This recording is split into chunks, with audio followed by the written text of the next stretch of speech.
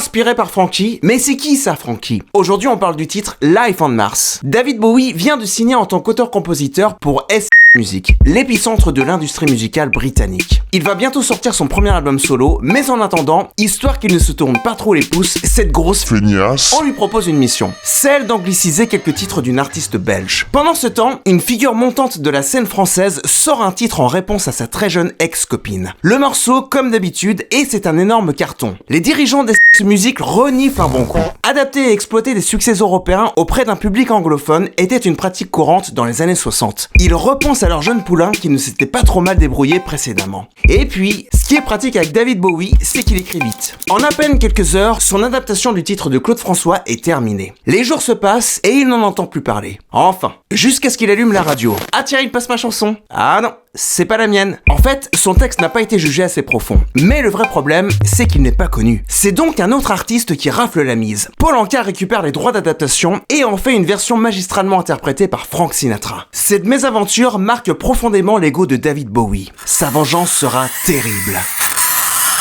Tu veux voir la suite, Canaillou? C'est par là que ça se passe.